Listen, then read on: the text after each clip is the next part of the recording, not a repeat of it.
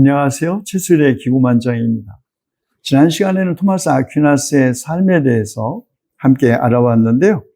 오늘은 이어서 그의 신학사상을 그의 대표작의 하나인 대이교도 대전을 중심으로 살펴보겠습니다. 토마스는 엄청난 분량의 저서를 출간했습니다. 그가 그렇게 많은 책을 써낼 수 있었던 것은 그가 교수였기 때문에 가능한 일이었습니다. 토마스의 저서들을 크게 4가지 부류로 나눌 수 있는데요. 첫째 부류는 아리스토텔레스에 대한 주석서, 그리고 성서, 주석 등입니다. 두 번째 부류는 대이교도 대전, 그리고 신학 대전 등을 들 수 있고요. 세 번째 부류는 주로 논쟁적인 글들입니다. 그리고 네 번째 부류는 철학적이고도 신학적인 소논문 등이 그것입니다. 대이교도 대전은 토마스가 33살 때 집필하기 시작하여 7년에 걸쳐 저술했습니다. 대이교도 대전은 신학대전과 그리스인들의 오류 논박에 이어서 가장 많이 전승된 작품입니다. 원래 라틴어 제목은 숨마 콘트라 젠틸레스인데요. 여기서 숨마는 본래 주요 내용 혹은 요약이라는 뜻으로서 스콜라학의 전성기에 아주 방대한 저작들의 제목으로 널리 사용되었던 단어입니다. 숨마는 중세 대학을 중심으로 거의 모든 학술 분야에서 전개된 체계적이고도 조직적인 저술 양식을 일컫는 단어라고 하겠습니다.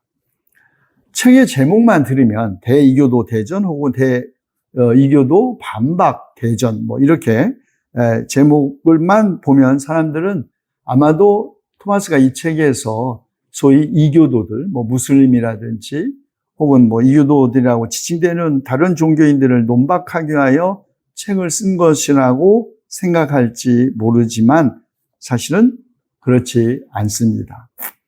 토마스는 도대체 이교도들이 누구인지 정확한 정보도 제공하지 않고 아주 드물게 이교도라는 단어들을 사용하고 있는데요.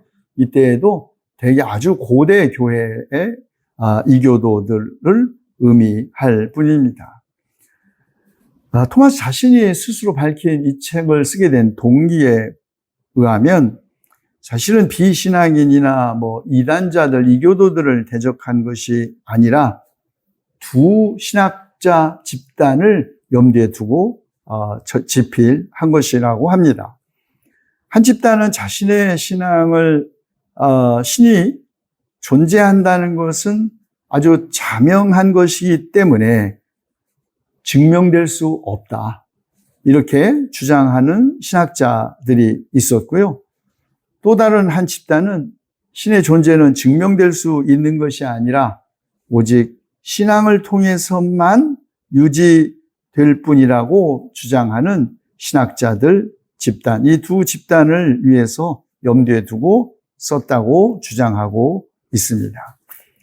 대이교도 대전의 라틴어 원전은 4권으로 구성되어 있는데 사실 제3권은 원체 방대해서 이걸 두 쪽으로 나누어 한국어로는 5권으로 완역될 예정입니다. 4권으로, 라틴어 원본 4권으로 구성되어 있지만 대이교도 대전은 크게 두 부분으로 나뉘는데요. 1권에서 3권까지는 이성을 통해 인식할 수 있는 신적인 진리를 논하고 또 두 번째 부분인 제4권은 계시를 통해서만 인식되는 신과 신적 실제들에 대해서 논하고 있습니다. 앞서 말씀드린 것처럼 토마스는 철학과 신학, 이성과 신앙이라는 대립되는 두 개의 세계관을 서로 화해시키고 또 두 세계관의 그 어느 쪽도 자신의 고유한 독창성, 정당성을 잃지 않으면서 화해시키는 것을 자신의 과제로 삼았습니다. 토마스는 이성과 신앙을 각자의 범위 안에서 검토하고 각자가 고유한 영역을 가지고 있다는 결론에 도달합니다. 신앙은 초자연적인 진리와 관계한다면 자연적인 이성은 무엇보다도 세계의 현실을 지향한다는 것입니다. 여기에서 토마스는 아우구스티누스 철학의 대표자들이 주장하는 것처럼 신은 신을 통해서만, 계시를 통해서만 깨달을 수 있다는 것이 아니라 세계 인식의 출발점은 이성을 가지고 있는 인간이라면 누구나 접근할 수 있는 체험이고 그 진실성의 근거는 이성적 통찰력이라고 주장했습니다. 초감각적인 것을 파악할 때에도 자연적 이성이 완전히 배제되지 않는다는 것이죠. 그러나 이성과 신앙이 사실은 다 하나님에게서부터 기원한다고 생각했기 때문입니다. 신은 한편으로 신앙을 만들어내고 또 다른 한편으로는 자연적 이성의 창조자라는 것입니다. 그렇기 때문에 신앙과 이성은 서로 대립할 리가 없고 신앙은 이성에 반하는 것이 아니라는 것이죠. 토마스에게 신은 아리스토텔레스가 생각한 것처럼 가장 높이 갈망되는 존재로서 세계 안의 모든 갈망을 계속 움직이게 할 뿐만 아니라 세계의 창조주로서 모든 사건의 맨 앞에 서 있다. 이렇게 생각했습니다. 그런데 토마스의 이런 생각은 자칫 범신론이라는 오해를 살 수 있었습니다. 그래서 토마스는 창조를 언급하기 시작합니다. 왜냐하면 창조는 창조주와 피조물 사이에 무한한 경계가 있다는 사실을 전제하기 때문이죠. 창조 사상은 토마스가 기독교 전통에서 받아들였고 신앙의 방법을 통해서만 진실임을 증명할 수 있었던 하나의 전제였습니다. 그런데 세계가 창조된 것이라는 전제가 받아들여지면 바로 여기에서부터 신의 현존, 여기 있음은 자연적 이성의 방식으로도 통찰될 수 있다고 토마스는 생각한 것이죠. 그리고 우리가 다 잘 아는 토마스의 이른바 신존재 증명 5가지 신존재 증명이 바로 여기에서부터 출발합니다. 토마스는 존재하는 것은 그것이 존재하는 그 원인을 가진다는 것을 알 수 있는데 이 원인은 그걸 발생한 또 다른 원인이 있고 그 원인의 또 다른 원인, 이렇게 다시 더 높은 원인으로 소급해서 올라갈 수 있습니다. 그런데 이런 원인의 사슬을 무한히 거슬러 올라갈 수는 없기 때문에 제1원인, 최초의 원인이 있는 것이 분명하고 우리는 이 최초의 원인을 신이라고 이름 부른다는 것이죠. 그런데 신을 제1 존재자라고 부르는 토마스는 신의 속성을 검토하기 위해서는 이른바 부정의 방법을 제시합니다. 즉 신의 본성은 그거 신이 아닌 것을 통해서만 우리에게 알려진다는 것이죠. 예를 들면 신은 스스로 움직이지만 움직여지지는 않는 수동태로 움직여지지 않기 때문에 영원한 존재라는 것입니다. 그리고 신은 수동의 가능태를 포함하지 않기 때문에 불변하는 존재입니다. 신은 제1 진료라고 주장하는 유물론적 범신론에 대해서 제1 진료는 순수한 수동태인데 신은 순수한 능동태라고 반박합니다. 그리고 신 안에 합성의 요소가 존재하지 않고 물체들에는 부분들이 있기 때문에 신은 물체가 아니라는 것이죠. 게다가 신은 안에서 본질과 존재가 동일하기 때문에 신 안에는 우연이라는 것이 없다는 것입니다.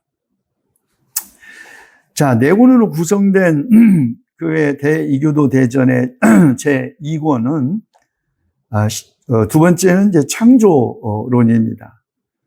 토마스는 신은 고대인들의 견해와는 반대로 무에서부터 세계를 창조했다고 전통적인 무로부터의 창조론을 지지합니다. 영혼의 문제도 논하고 있는데요. 아리스토텔레스의 경우처럼 영혼은 육체의 형상인데 동물의 영혼은 인간의 영혼과 달리 불멸하지 않는다는 것입니다. 대이교도 대전의 신존재 증명과 외에도 우리에게 흥미로운 것은 윤리 문제에 대한 토마스의 생각입니다. 토마스에 의하면 인간은 하나님을 명상함으로써 궁극의 행복에 도달한다고 합니다. 그러나 다수가 소유하는 신에 대한 지식은 궁극의 행복을 위해서 충분하지 않고 또 증명을 통해 얻은 신에 대한 지식도 충분하지 않기 때문에 심지어는 신앙으로 얻은 지식도 충분하지 않다고 합니다. 우리는 현세에서 신의 본질을 그대로 보지 못하고 궁극의 행복에 이룰 수 없지만 내세에서 신과 얼굴을 맞대고 대면하게 될 것이라는 것입니다. 그런데 이런 대면, 우리의 자연적인 능력이 아니라 신의 빛에 의해서 이루어질 것이라는 것입니다. 흥미로운 것은 소위 섭리론인데요. 우리는 마치 신의 섭리가 운명 혹은 숙명처럼 결정된 것처럼 그렇게 생각하는데 토마스는 신의 섭리는 이른바 악이라든지 우연이라든지 인간의 자유의지나 심지어는 요행까지도 배제하지 않는다고 합니다. 결혼에 대한 그 토마스의 생각도 흥미롭습니다. 아마 우리 시대에는 도무지 이해하기 어려울 것 같은데요. 토마스는 절대로 혼인관계가 깨어져서는 안 된다고 주장합니다. 이혼은 안 된다는 거죠. 그런데 흥미로운 건 그 이유입니다. 토마스는 자식을 교육하려면 어머니보다 더 이성적일 뿐만 아니라 벌을 줄 때에 힘이 더 센 아버지가 필요하기 때문에 이혼이 해서는 안 된다 이렇게 주장한 것입니다. 요즘 같으면 도무지 이해할 수 없는 이유이겠죠. 성을 죄악시했던 오래된 그 중세 신학적 전통에 반해 토마스는 인간의 성교가 지극히 자연스러운 일이기 때문에 모두 죄가 되는 것은 아니고 일부 일처제도 엄격하게 유지되어야 한다고 주장했습니다. 성윤리에 관한 토마스의 대부분의 논증들은 모두가 신의 계명과 금령으로서가 아니라 아주 순수하게 이성적인 고찰에 호소하고 있는 특징을 가지고 있습니다. 토마스는 또 죄라든지 예정설에 대해서도 언급하는데요. 예정설에 관해 토마스는 아우구스티누스와 같이 왜 어떤 사람은 신의 선택을 받아 천국에 가고 어떤 사람은 신의 버림을 받아 지옥에 떨어지는지 그 이유를 댈 수 없다고 주장합니다. 그러면서도 그는 어느 누구라도 세례를 받지 않으면 천국에 들어갈 수 없다고 주장하기도 합니다. 토마스에 따르면 신을 아는 길, 세 가지 길이 있는데 이성으로 통하는 길, 계시로 통하는 길, 그리고 오직 계시로 미리 알려진 중요한 것을 직관함으로써 통하는 길이 그것입니다. 그런데 이 세 가지 길 가운데서 토마스는 이른바 직관함으로써 통하는 길에 대해서는 전혀 언급하고 있지 않습니다. 신비주의의 경향을 띠는 저술가는 어쩌면 훨씬 더 이 셋째 부분에 관심이 많았을 텐데 토마스는 신비주의보다도 논리와 이론을 더 따지기 좋아하는 철학자였습니다. 토마스는 성례 전에 대해서는 아우구스티누스 전통을 따르고 있습니다. 이른바 악한 성직자들이 베푸는 성사도 유효하다는 것입니다. 대다수의 사제들이 당시에 도덕적인 죄를 짓고 살았기 때문에 신앙심이 깊은 사람들은 부도덕한 사제들이 성사를 주재해도 과연 괜찮은지 걱정했습니다. 결국 이 문제가 이단과 교회의 분열로 이어지면서 청교도적인 신자들이 나무랄 데 없는 덕에 근거한 별도의 사제 제도를 세우려고 하자 가톨릭 교회는 사제의 죄가 사제 기능의 수행 자격을 박탈하지 않는다고 강조함으로써 사제의 도덕적으로 문제가 있는 성직자들이 베푸는 성사도 유효하다고 한 것입니다. 자, 이것이 아주 지극히 간단하게 소개한 토마스의 대이교도 대전의 간략한 내용입니다. 스콜라, 이른바 학교, 스콜라는 학교라는 뜻이죠. 학교 신학자답게 그리스도교의 가르침을 체계적 유형에 따라 논리적으로 아주 치밀하게 논증한 대이교도 대전은 그의 또 다른 대작 신학대전과 함께 토마스를 그리스도교 신학사에서 진실로 전무후무한 인물로 만들었음이 분명합니다. 다음 시간에는 신학대전의 요약판인 신학요강을 여러분들께 소개해 드리도록 하겠습니다. 경청해 주셔서 고맙습니다. 안녕히 계십시오.